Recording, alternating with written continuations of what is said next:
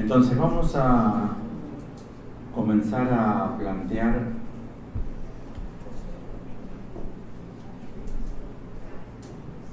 el material de la sesión psicoanalítica y que por nuestra forma de plantear sus elementos y por la forma de plantear sus relaciones, es ahí que aparece lo que es lo estrictamente psicoanalítico.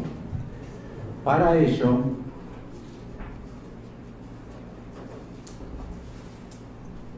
vamos a tener que establecer primero dos diferencias. La primera es que se dice, es regular, incluso no solamente entre los psicoanalistas lo decimos así, se dice que el psicoanálisis es un dispositivo o una técnica o una terapia o una cura de palabra o por la palabra. Entonces lo primero que nos vamos a tener que plantear es qué relación guarda el concepto psicoanalítico o el concepto lacaniano de significante con la idea de palabra. Y lo otro, que incluso es una acentuación más problemática, más allá de la distinción entre palabra y significante, que lo vamos a trabajar, incluso vamos a trabajar la diferencia entre palabra. Ustedes tienen fala, pero fala, ¿qué significa? Palabra y habla, como en francés.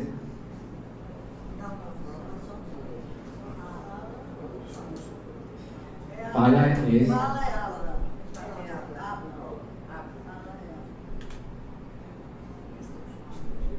Yo comí ayer.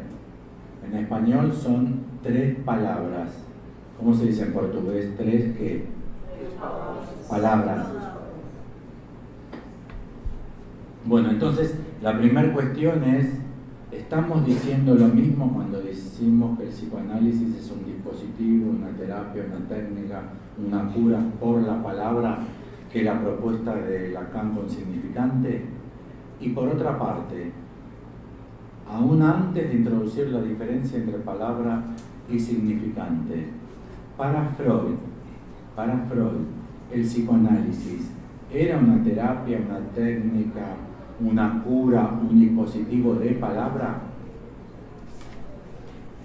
O esto, o el que para Freud el psicoanálisis haya sido un dispositivo de palabra, es la lectura que Lacan propuso sobre Freud, pero no lo que Freud dijo. Bueno.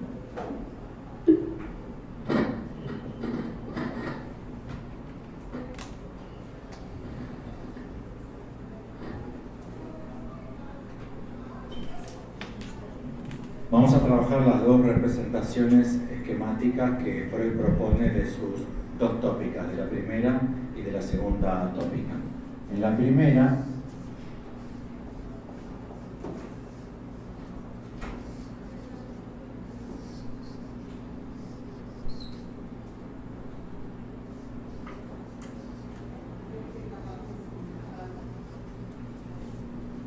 se conoce esta representación coloquialmente, no sé si aquí también, como el esquema del peine, pero hay que aclarar varias cosas que no se las suele tener en cuenta respecto a la letra de la propuesta de Freud. La primera es que lo que entra por el polo perceptivo y lo que sale por el polo motor es la energía psíquica, que Freud escribe con estas siglas. De hecho, para Freud, en esto muchos autores lo citan como estatuto de filósofo, porque Freud exclusivamente Freud da una definición de vida que es evitación del estímulo. Es una fórmula que uno la lee en Freud y no le da mucha importancia, pero es una concepción de la vida. O sea, un objeto inerte, sin vida, se diferencia de un objeto vivo porque si hay un estímulo que afecta, el sistema vivo, en la concepción de Freud, tiende a evitar el estímulo. Si no es evitable el estímulo, lo que se tiende es a la descarga. Y entonces este sistema, el esquema del peine, lo que inscribe cómo entra la energía, cómo la recorre adentro del sistema y cómo sale. Lo que es muy importante que ustedes tengan presentes es que para Freud este esquema representa el funcionamiento del aparato psíquico en la época de la primera tópica, en cualquier acción del aparato psíquico. Pero para Freud también representa la evolución del aparato psíquico. Con lo cual, si ustedes quisieran escribir desde el momento del nacimiento, 0 meses, por ejemplo, hasta 1 año, serían equivalentes. Porque para Freud, aquí se inscriben las primeras representaciones. En portugués, igual representaciones. Para Freud, la representación es una marca. Y es una marca que tiene una característica fundamental. Reproduce el fenómeno y es imborrable. El Wunderblock, el block maravilloso, el block mágico. Hay un escrito de Freud acerca de la pizarra mágica, ¿lo tienen? ¿Ubican? ¿Me siguen? El block maravilloso, la pizarra mágica. ¿Saben cómo Freud lo utiliza? Primero, ¿saben lo que es? Yo voy a hacer como que no. No sé para qué les pregunté, porque lo voy a explicar igual. En la época de Freud funcionaba así. Hasta hace unos años, cuando había entre nosotros, funcionaba parecido. Hay una lámina de plástico que en el dispositivo se apoya sobre una superficie blanda. En la época de Freud, esa superficie blanda era como cera. ¿Cera? Entonces, Freud dice que si uno escribía sobre la pizarra mágica, aparecía un texto. Pero que si uno levantaba la cobertura plástica, el texto desaparecía. Con una aclaración que hace Freud que es fundamental. Que si uno mira la cera a la luz, si uno la inclina, queda la marca. Se borra de la cobertura, pero queda la marca. ¿Entienden la idea de Freud? Hay 2 dimensiones del aparato. Una dimensión donde la escritura es temporal y pasado el suceso se borra. Pero hay una instancia del aparato donde lo que se produce es una marca indeleble. Estas huellas, Freud las llama huellas, marcas. El término alemán que utiliza Freud es Vorstellung.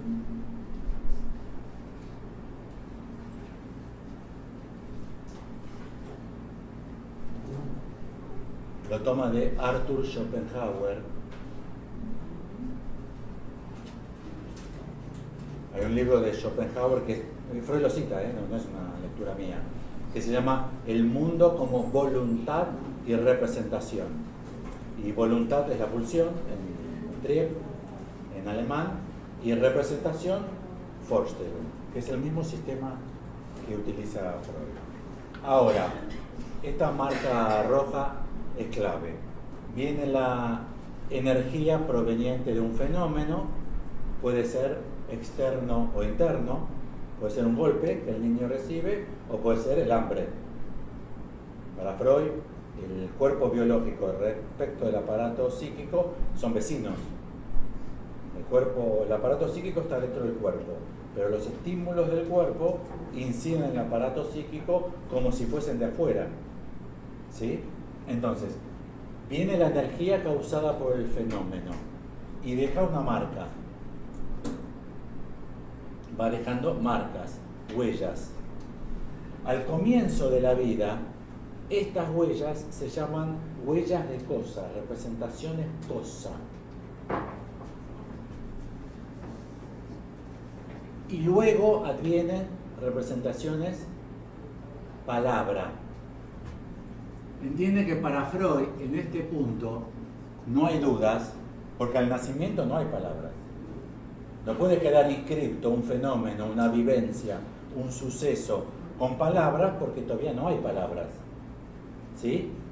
Bueno, la clave de la diferencia entre Freud y Lacan, que suele pasar desapercibida, es que para Freud acá se ubica el inconsciente y acá se ubica el preconsciente. Y acá la conciencia, porque en la conciencia, ¿se acuerdan del sistema freudiano? En la conciencia no hay huellas. La conciencia para Freud es como entrada y salida en la conciencia. Si no, dice Freud, si hubiese huellas en la conciencia se taparía. La conciencia tiene que ser como el cuello de la botella. Entonces hay dos tipos de representaciones, representación cosa y representación palabras, que pueden llegar a asociarse. Pero para Freud, en el inconsciente, entonces hay huellas, hay marcas que no son de palabra. Luego se asocian con palabras. Puede ser un indicativo de cómo hay que trabajar en análisis. Mediante palabras uno incide sobre el preconsciente e intenta, mediante palabras, operar sobre la asociación que las palabras tienen con la representación cosa. ¿Me siguen?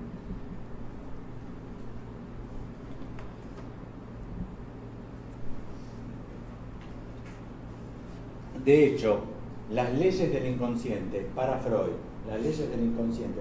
¿cuáles son? Las leyes del inconsciente para Freud, ¿cuáles son? Condensación y desplazamiento. ¿Condensación de qué y desplazamiento de qué? La energía psíquica. Es condensación y desplazamiento. De hecho, la verdadera ley fundamental para Freud del inconsciente es el desplazamiento, porque condensación es desplazamiento múltiple. Son dos leyes distintas. Condensación es desplazamiento múltiple. Desplazamiento es de este a este. Para Freud.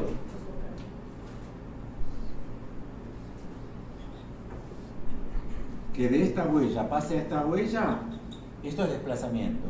Y para Freud, condensación es cuando de dos van a la misma. Pero es condensación y desplazamiento de la energía. Que es la energía que está ligada a la representación de cosas. ¿Y cómo es la energía ligada a la representación de cosas? ¿Se acuerdan? Que es lenta, que no se mueve. Es energía fija. Y esta es móvil. Entonces Freud dice, en terapia operamos, en análisis operamos sobre estas representaciones, ya que tienen energía móvil, e intentamos operar sobre estas que son marcas indelebles, con lo cual son reproducción de la cosa. La representación es un doble de la cosa, opera como la cosa y es indeleble. El que la representación opere como la cosa igual, o sea que para el sujeto, para la persona, no hay diferencia entre la cosa y la representación, ustedes lo pueden obtener muy... Esto está muy bien presentado por Freud en la interpretación de los sueños. O sea, para trabajar este modelo, lo que hay que leer es la interpretación de los sueños. Es muy largo, nadie lo lee entero, así que habría que leer al menos el capítulo 7 de la interpretación de los sueños.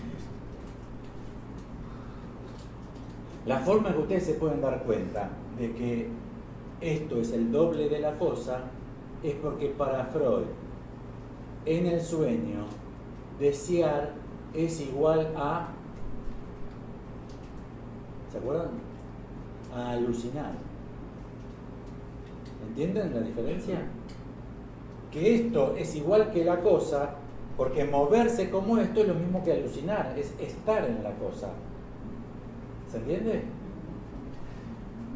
Entonces es el doble de la cosa y es indeleble. El que sea indeleble, que no se puede borrar. Indeleble. Si yo me equivocase y utilizase los marcadores que no se utilizan acá, estaría haciendo así y no se borraría. Indelebles, son indelebles. Y es el doble de la cosa. Y el que ustedes tengan que son indelebles, lo pueden leer en la teoría del trauma para Freud. En la teoría del trauma para Freud se lee que esa marca, si es traumática, ¿cómo será? Seguirá siendo traumática. Porque para Freud la marca no es posible de ser borrada.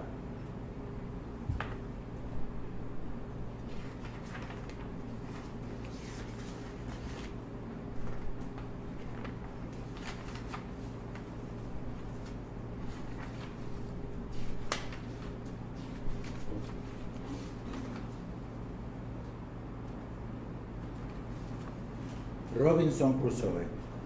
¿Se acuerdan Robinson? En la isla. Lacan trabaja mucho Robinson. Mucho, varias veces lo trabaja. ¿Se acuerdan de Viernes? Con mayúscula.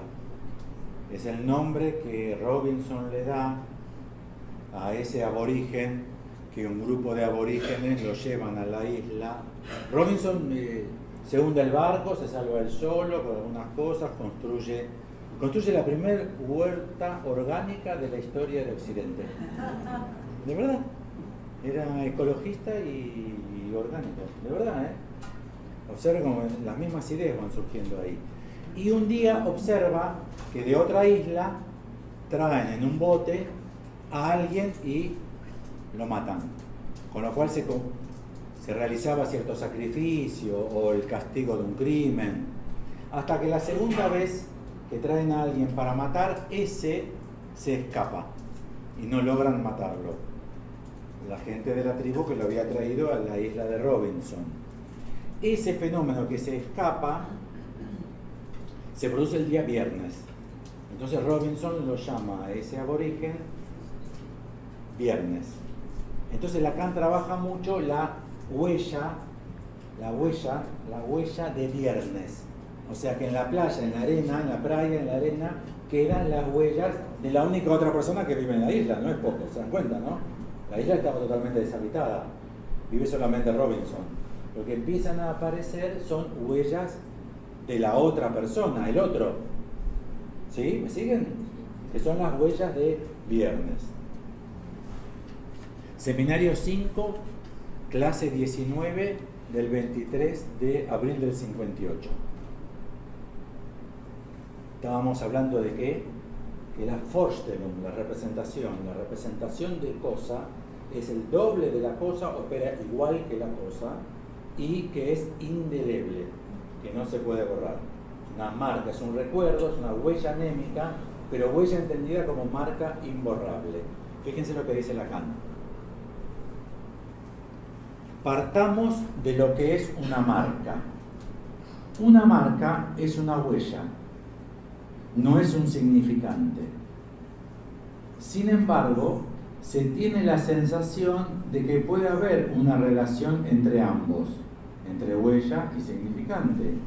Y en verdad, lo que se llama el material del significante siempre participa algo del carácter evanescente de la marca. Evanescente, que es desvanece, ¿sí?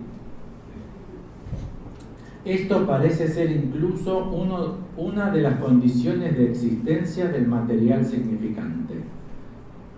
Sin embargo, no es un significante. La huella del pie de Viernes, que Robinson descubre en su paseo por la isla, no es un significante. Por el contrario, suponiendo que él, Robinson, por una razón cualquiera, borre esa huella, ahí se introduce netamente la dimensión del significante. A partir del momento en que es borrado, es que tiene sentido borrarla. Esta segunda parte es interesantísima, la vamos a trabajar, pero ¿entendieron, no? Para Lacan, la esencia del significante es su condición de evanescente, de borrable. Y justamente el problema de la huella y de la marca es qué estatuto uno le da, si es borrable o no es borrable. Ustedes tienen que elegir Si no es borrable, entonces trabajan con el significante, pero no tienen cómo explicar el trauma. ¿Me siguen?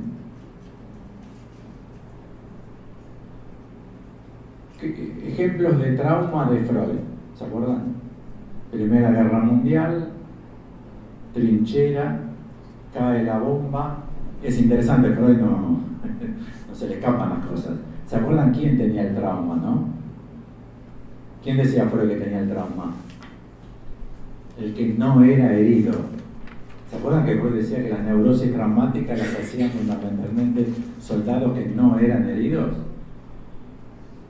Entonces, para Freud, viene la bomba, explota, muere un amigo y el otro hace una neurosis traumática, donde la escena es el retorno, siempre igual, de la escena traumática.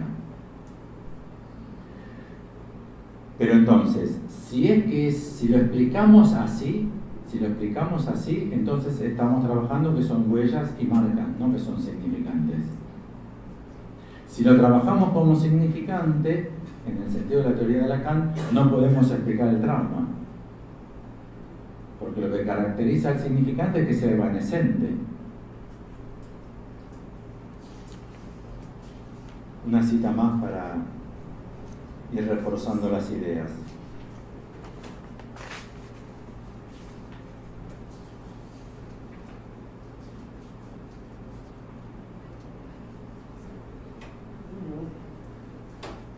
Seminario 1, clase 3,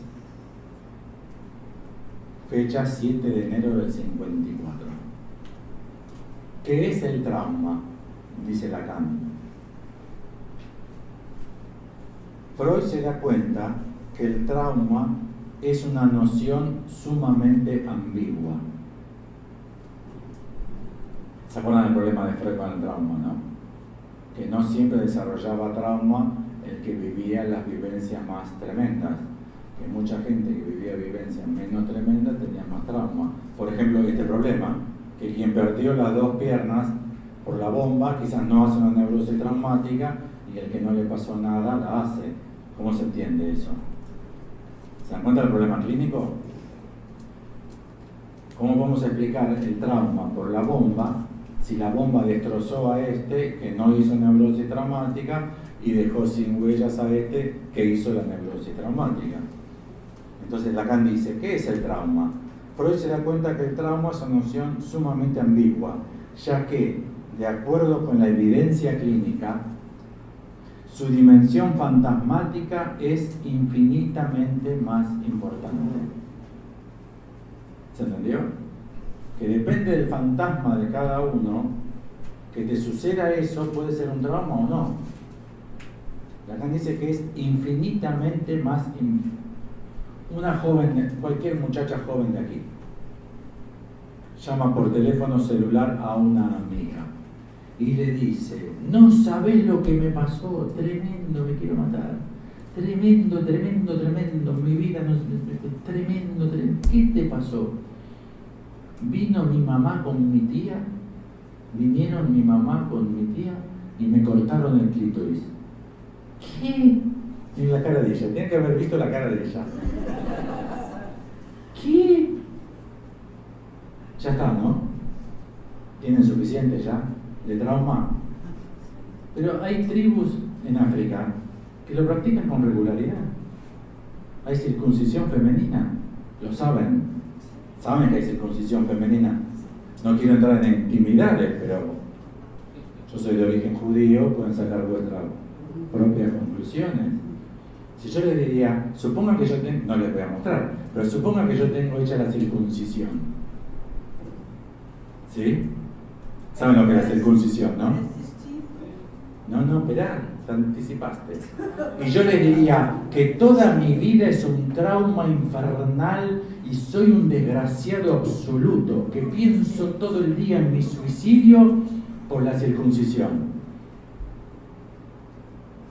Ustedes no dirían, es otra cosa. Está bien, se la cortaron. Tampoco era tanto. Pero bueno, ¿qué piensan ustedes? Yo conozco un montón de judíos que tienen la circuncisión hecha, ¿no? ¿Entienden? Dirán, tendrá que ver con la personalidad de Alfredo, con la historia de Alfredo, con el fantasma de Alfredo. ¿Entienden? Por lo cual el trauma es traumático. ¿Entienden la idea? Con lo cual, lo primero que tenemos que trabajar es que para Freud no se trata de significante. Pero en realidad, para Freud tampoco se trata de palabra, se trata de la energía. ¿Cómo se explica el trauma en el sistema freudiano? La entrada de mucha energía. ¿Se acuerdan? ¿Y cómo se explica a Freud que unas personas hagan trauma y otras no hagan trauma? Y Freud introduce el concepto de distracción. Si uno está distraído, el estímulo es mucho más traumático, porque Freud trabaja que respecto del estímulo lo que hay es barrera antiestímulo. Vieron que para Freud el aparato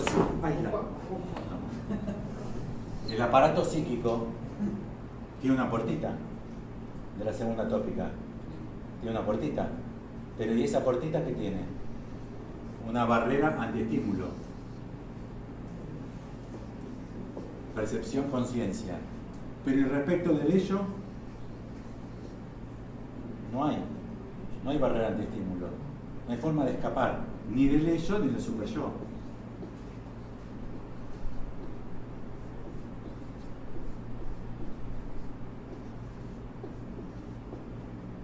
Entonces, para Freud, otra forma de explicar el trauma era que la barrera antiestímulo sea muy débil, que uno no esté preparado.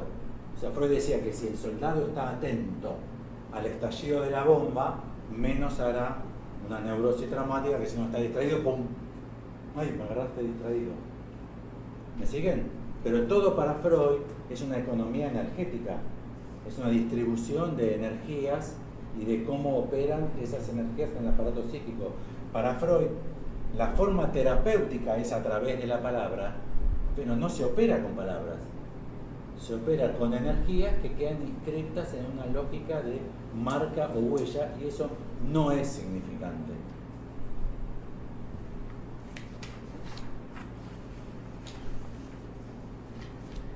En este esquema, el de la segunda tópica, ¿cómo define Freud la relación entre el yo, el ello, el superyo y la realidad? ¿Se acuerdan la metáfora de Freud? El yo es un esclavo de 3 amos. ¿Se acuerdan? Se ve, ¿no? El yo es un esclavo de 3 amos. Respecto de esto se puede producir huida, se puede huir, uno puede huir aumentando la defensa o escapando. De las otras dos no se puede huir. Pero el problema que representa para el yo como esclavo de 3 amos, estos 3 amos para Freud no operan vía la palabra. Es por el influjo energético que operan. Son amos, pero no por la palabra, tampoco por el significante. ¿Me siguen? Ni en la primera tópica ni en la segunda tópica, para Freud la máquina opera a través de la palabra. De hecho, para Freud no se trata de palabras, en sí mismo el elemento. Otra cosa es que uno opere con palabras. A Freud no le queda otra, intentó otra, ¿Se acuerdan que Freud intentó con cocaína? Freud intentó con hipnosis, Freud intentó apoyando la mano, ¿se acuerdan? ¿No? En las piernas estéricas, ¿se acuerdan? Freud intentó otros modos de influjo. De hecho, en esa época se estaba trabajando mucho con hipnotismo, mesmerismo, etcétera, que son modos de influjo de uno sobre otro. Pero en Freud queda una técnica de palabra. Pero Freud tiene una técnica de palabra, pero no porque se trata en el elemento patógeno estructural de palabras. Se trata de energías que operan sobre los elementos, que fundamentalmente los elementos con los que tiene que ver el psicoanálisis no son palabras. ¿Ustedes se acuerdan que para Freud hay represión propiamente dicha y represión no propiamente dicha? ¿Se acuerdan de eso?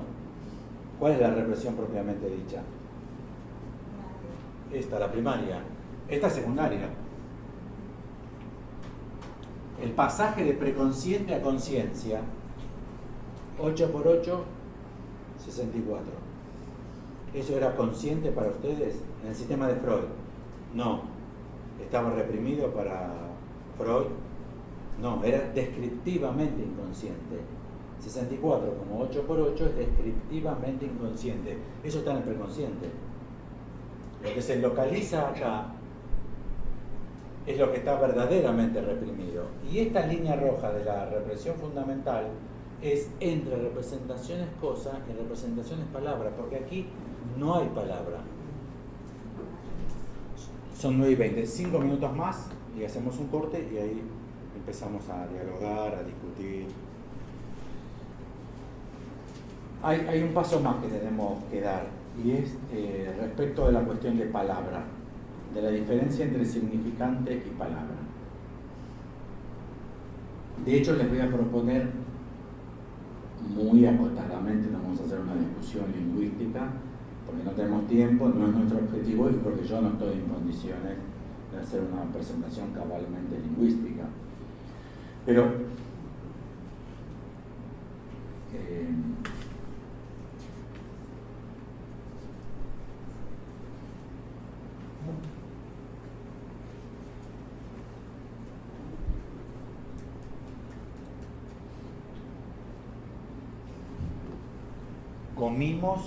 comimos muy bien. Hola, ¿qué tal? ¿Cómo estuvo ayer? Yo les contesto, comimos.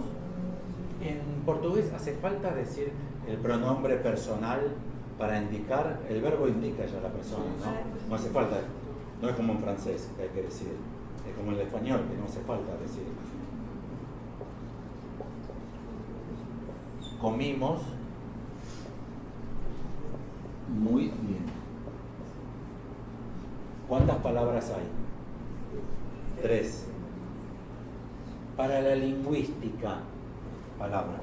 Para la lingüística, ¿cuántos significantes hay? Para la lingüística, no para la Lacan, para la lingüística, ¿cuántos significantes hay? Comimos es, ¿qué persona? Primera del plural. Tiempo pasado, pretérito. ¿Sí? ¿Está acá o no? ¿Está que fuimos nosotros? ¿Y está que fue? ¿Y el verbo? Comer. Para la lingüística hay 5 significantes. Porque acá está perfectamente indicado 3 cosas. ¿Me siguen? Comí muy bien.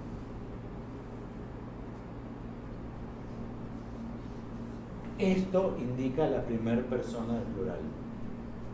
¿Entienden? Quiere decir que para nosotros, en nuestro uso coloquial, palabra es cualquier expresión lingüística que connota un significado. En la lingüística no es así, esa es la noción intuitiva del lenguaje, la de las palabras. En lingüística, significante será todo lo que significa. Todo aquello que signifique será significante. ¿Cuántos sentidos están implicados aquí? ¿Cuántos significados, están indicados aquí? Está indicada la persona, el tiempo y el verbo. Que sí que hay 3 cosas indicadas. Con lo cual la primera cuestión es que obviamente esto no estaba desarrollado, al menos formalmente, en la época de Freud. Con representación palabra y representación cosa, la primera cuestión que hay que estar advertido es que el inconsciente es representación cosa, que es un doble del objeto y que es indeleble. Pero a su vez, Freud trabaja con palabra, y significante y palabra no coinciden. Entonces tenemos palabra y significante. Y significante de Lacan, es justamente todo lo contrario de significante de la lingüística. Y es un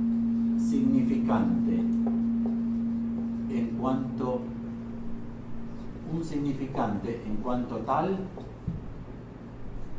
no significa nada. No significa nada.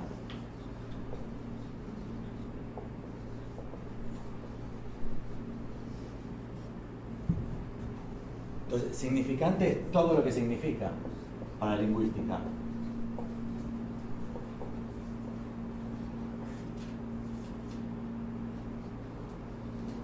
Entonces tenemos palabras, que es el uso intuitivo e ingenuo del material del lenguaje, que es lo que ustedes buscan en el diccionario. Si buscan en un buen diccionario, encuentran inmediatamente el problema.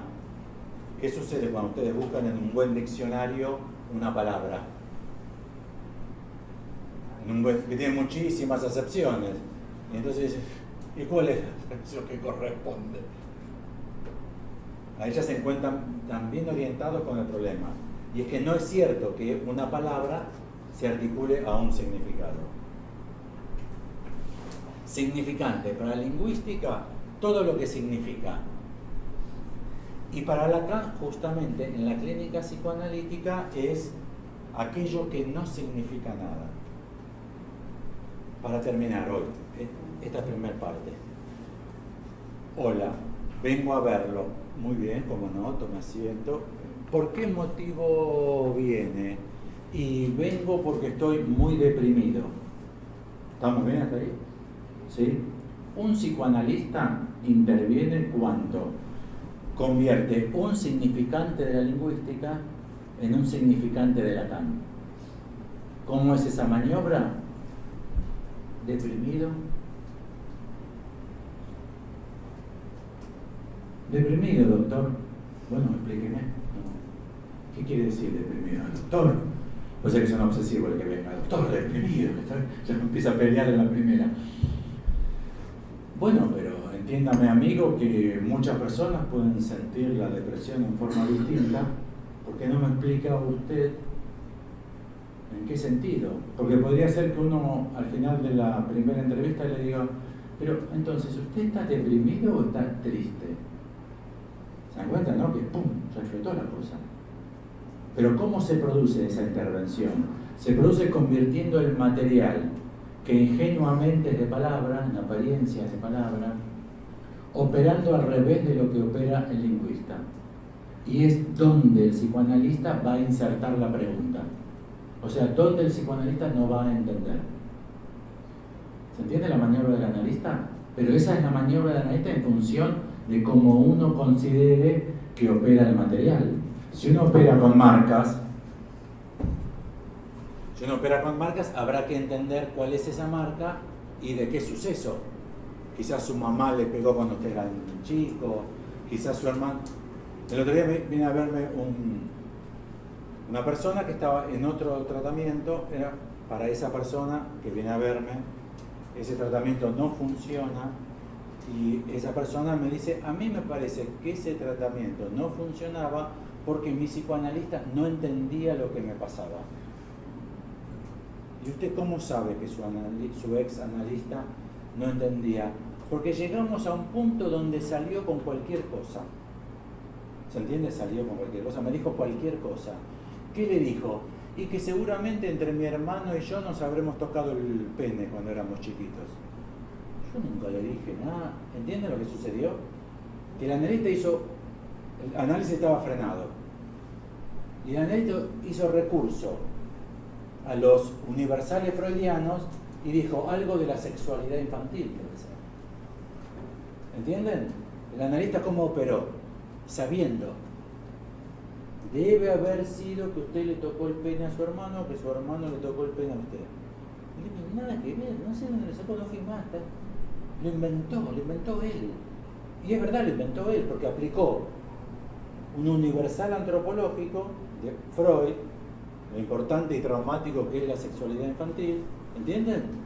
Y le dijo, bueno, eso que no entendemos, sí, debe ser el trauma de la sexualidad infantil que quedó anotado, usted no sabe, yo tampoco, pero debe ser eso. Cuando la propuesta de Lacan es justamente la contraria. Si la escribo, sería así, haciendo un mix. entre el significante de la lingüística y el significante de Lacan. Supongan que el material es así.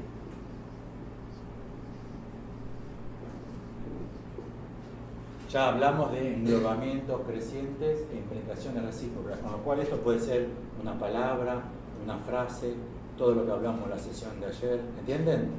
No sabemos dónde cortar, porque legalmente operan igual. El analista interviene cuando sobre esto hace la apuesta de decir, por ejemplo, eso es lo que no entiendo. ¿Por qué usted habrá repetido tercer grado cuando se separaron sus padres? Y por eso, doctor, se separaron mis padres, yo estaría mal y repetí tercer grado. Ah, no, pero no todos los chicos que los padres se separan repiten. Tiene razón. ¿Por qué habré repetido yo tercer grado del colegio cuando mis padres se separaron? Ahí recién viene el significante. ¿Entienden por qué? Porque logramos que ese en cuanto tal no signifique nada. ¿Y qué sucede a partir de aquí? Sucede a partir de aquí que salimos a la búsqueda del material que vendrá, que nos dará referencias para poder leer este material, o vamos a pensar en todo el material anterior, porque yo escribí ese uno acá, pero admiten esto, ¿no?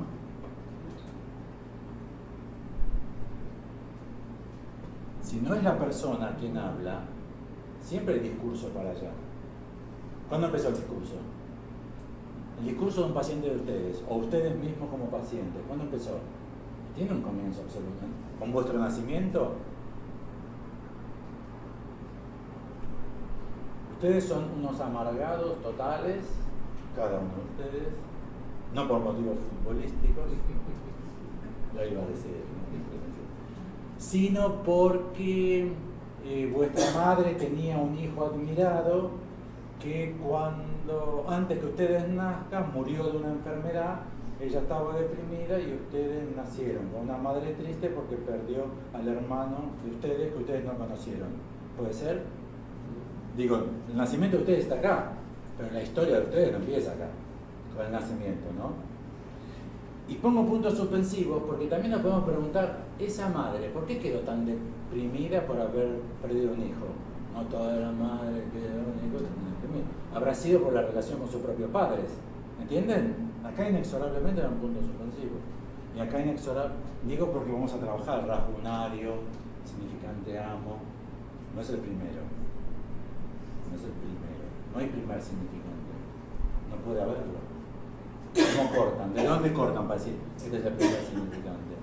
La primera palabra que dijo el paciente cuando vino a la primera entrevista, hola. Ese es el rasgo unario. Por otra parte, es muy tonto suponer que sea hola, porque después nos podemos enterar, yo hace 3 años que quiero llamarlo a usted. Hace 3 años que tengo su teléfono, también alguien me lo dijo, y hace 3 años que estoy demorando. ¿Por qué? ¿Sabes por qué? Porque yo pensaba venir y decirle tal cosa y siempre supuse que usted, cuando yo le dijese eso, me iba a contestar tal cosa y yo no quería escucharlo. ¿Empezó antes el análisis o no? ¿El diálogo analista-analizante empezó antes o no? ¿Hablo marciano o hablo de gente común? ¿Puede ser o no? Que alguien le diga, yo estoy en análisis con usted hace 10 años. Ah, ¿usted está en análisis conmigo? Así dice, sí. Sí, siempre pienso lo que usted me diría cuando yo le... ¿Nunca les sucedió a ustedes como pacientes, a ustedes como analistas, esta circunstancia? El paciente deja de venir, pero sigue analizándose con el analista, porque cada vez que sucede algo dice, ella me hubiese dicho, o sea, recibe la interpretación. Seguro que ella me hubiese dicho y otra. Con lo cual, acá hay puntos suspensivos y acá hay puntos suspensivos. Inclusive la muerte tampoco sería el fin, ¿no? La muerte tampoco sería el fin. De un sujeto, digo. ¿Alguien puede seguir molestando después de muerto? Que levanten la mano los que conozcan a alguien que se molestando mucho después de muerto. Inclusive hay gente que molesta más después de muerta que antes. ¿No? Se te suicida tu madre que vos no fuiste. ¿O no?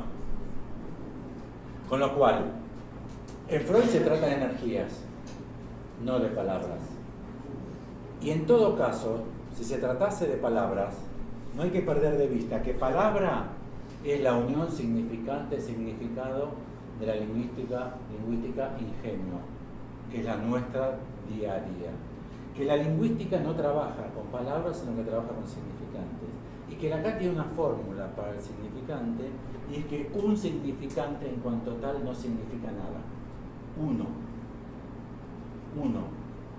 Porque si a mí me apareciese el que está asociado con este acá, o el que está asociado con este acá, ya empezaría a significar. ¿Entienden esa idea, no?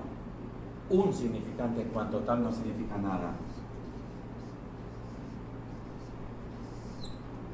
Dos, ya sí.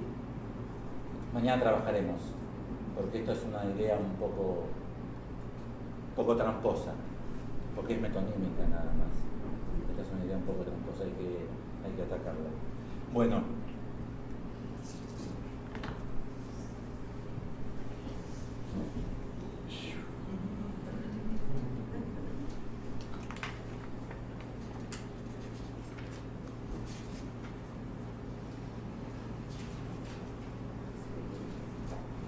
Vamos a seguir mañana con la teoría del significante y a partir de ahí trabajaremos cadena significante, trabajaremos metáfora, metonimia, trabajaremos cadena significante escrita sobre una hoja, como supone Freud que se escribe, y trabajaremos la cadena significante escrita sobre una banda de medios, que es como dice Lacan, que el aparato psíquico escribe como si la superficie de escritura fuese una banda de medios.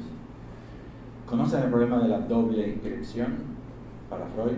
Para Freud el problema teórico y resuelto, que es el problema de la doble inscripción, que es cuando se levanta la represión, la huella reprimida pasa al preconsciente, o hay dos huellas, la inconsciente y la preconsciente. Para Freud es complicado, porque como la huella es indeleble, no puede pasar porque no se puede borrar.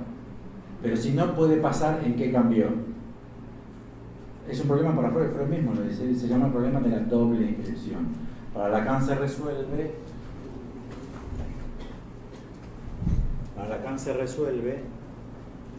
con la banda de Möbius si sobre esa escritura ustedes producen esta maniobra.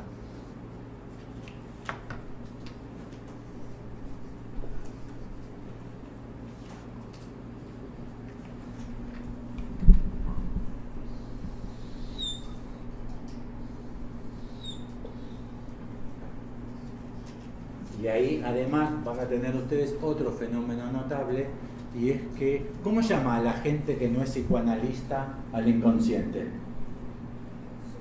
Subconsciente. Siempre lo mismo, ¿vieron? ¿Por qué? Porque siempre estamos en lo mismo, que en el fondo, lo que se quiso decir, lo que está en la base, lo que está superficial y lo que está abajo. En Marx tenemos infraestructura y superestructura. Para Lacan lo que está escrito siempre en la misma superficie. No hay ese arriba y ese abajo. Para lograrlo vamos a tener que aprender la propuesta de Lacan, que es escribir sobre una superficie de medios. Así seguiremos. Y en la última reunión trabajaremos entonces la autocrítica de Lacan a cadenas significantes. Lacan rechaza su teoría de la cadena significante, dice que es una boludez total. Y ahí es donde aparece Enjambre, Esen, y donde aparece Litoral, además también Trenza, pero fundamentalmente decidí que en la tercera trabajaremos la autocrítica de Lacan a cadena significante y la propuesta de Lacan de sustituir cadena significante por Enjambre y Litoral. Bueno, a ver ustedes. Preguntas, críticas, pedidos de aclaración.